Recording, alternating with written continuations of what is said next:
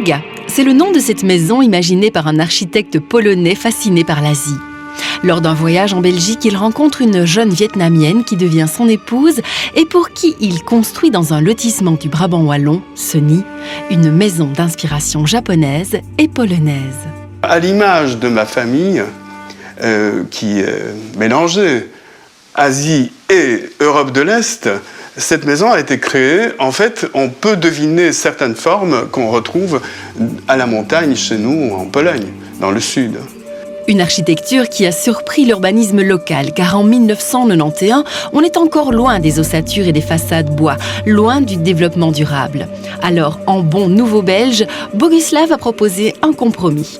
Une façade mi-brique, mi-bois, avec débordement de la toiture en bois et matériaux naturels pour l'ossature et l'isolation. Et grâce à l'orientation et aux ouvertures judicieuses, la priorité à la nature a été respectée. La maison Tsuga est une maison passive depuis plus de 17 ans. Et nous avons ici, finalement, très peu de besoins énergétiques, puisqu'on fonctionne depuis le matin jusqu'à, en été, 11 heures le soir, sans allumer la lumière artificielle. Et pour chauffer également, on ne chauffe que les quelques heures qui nous restent quand le soleil se couche. À l'intérieur, c'est le Japon. Épuré et fluide, à l'image de ses parois en papier de riz. Dans le concept de la maison japonaise, ce qui se situe entre le sol et le toit, vous pouvez le moduler.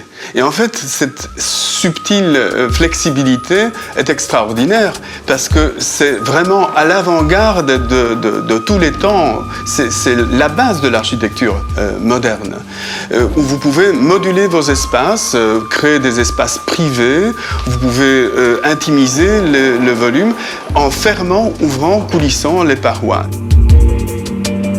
Le confort, c'est l'espace, nous dit Boguslav. Et c'est aussi cette symbiose avec l'environnement quand la nature pénètre la maison.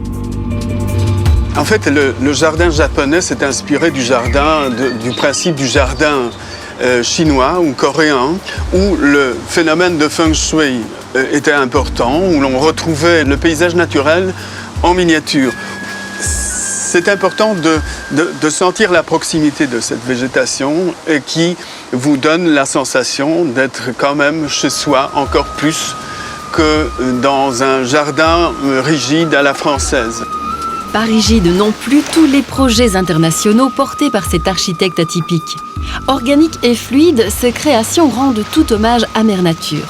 Comme cette étude pour un mémorial Solidarność à Gdańsk en Pologne, ou encore pour le site de Tour et Taxi à Bruxelles, qui a emporté le prix du public, mais pas l'aval des autorités. L'ensemble de logements, de bureaux et de centres commerciaux et logistiques se fond dans un paysage reconstitué, offrant une apparence de colline en bord du canal de Bruxelles.